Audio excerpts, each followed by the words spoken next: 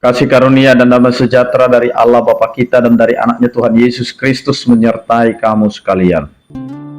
Amin. Bapak, Ibu, dan saudara-saudara yang dikasihi oleh Tuhan kita Yesus Kristus dimanapun kita berada, mengawali setiap aktivitas kita, marilah kita mempersiapkan hati pikiran kita untuk mendengarkan firman Tuhan yang tertulis dalam Ibrani pasal 9 ayat 28. Demikianlah dikatakan, demikian pula Kristus hanya satu kali saja mengorbankan dirinya untuk menanggung dosa banyak orang. Sesudah itu, ia akan menyatakan dirinya sekali lagi tanpa menanggung dosa untuk menganugerahkan keselamatan kepada mereka yang menantikan Dia. Demikian firman Tuhan. Bapak, Ibu, dan saudara-saudara yang dikasihi oleh Tuhan kita Yesus Kristus, firman Tuhan ini mau mengingatkan kepada kita bahwa kehidupan kita ini adalah milik Allah, dan karena Allah juga hidup kita ini bisa menjadi berarti.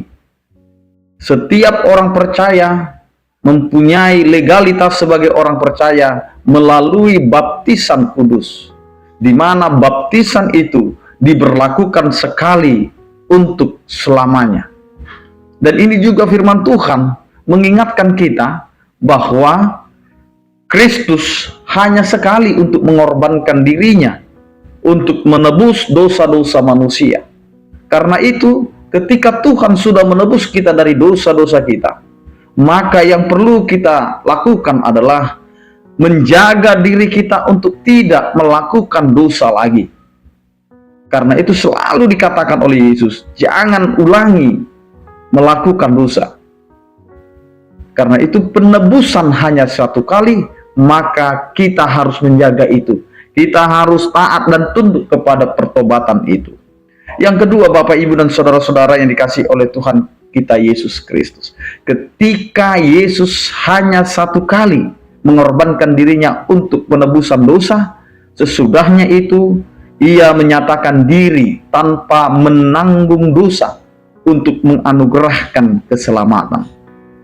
Maka kehidupan kita yang telah ditebus oleh Tuhan, yang telah ditebus oleh Yesus Kristus, adalah menghidupi kehidupan yang benar, menghidupi kehidupan yang telah ditebus oleh Tuhan kita Yesus Kristus.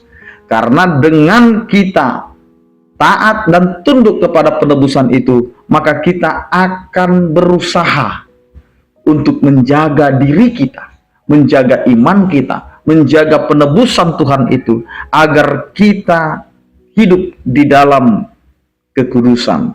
Karena jelas Dia datang untuk sekali lagi, bukan lagi menebus, tetapi untuk menganugerahkan keselamatan. Keselamatan ini diberikan kepada siapa yang taat dan tunduk kepada rencana dan rancangan Tuhan. Yang ketiga, Bapak, Ibu, dan saudara-saudara, keselamatan itu dianugerahkan kepada mereka yang menantikan Dia. Hidup kita hari ini adalah hidup yang beriman, menantikan kedatangan Yesus yang kedua kalinya, di mana kedatangan Yesus yang kedua kalinya bukan untuk memberikan penebusan, tetapi Dia akan memisahkan kita, memisahkan apakah kita menjadi orang-orang Kristen yang tunduk, yang taat, dan tidak lagi melakukan dosa. Karena anugerah keselamatan itu diberikan kepada setiap orang yang menantikan Dia di dalam ketundukan, ketaatan. Karena dengan kehidupan yang taat, disitulah kita akan rela menantikan kedatangannya untuk menganugerahkan keselamatan kepada kehidupan kita. Amin. Kita berdoa. Terima kasih Tuhan atas penyertaan kasih setiamu yang menyertai kehidupan kami. Engkau adalah Allah yang telah menebus kami dari dosa-dosa kami, dari pelanggaran kami. Dan sesudahnya itu Engkau akan datang kembali untuk menganugerahkan keselamatan tanpa menanggung dosa.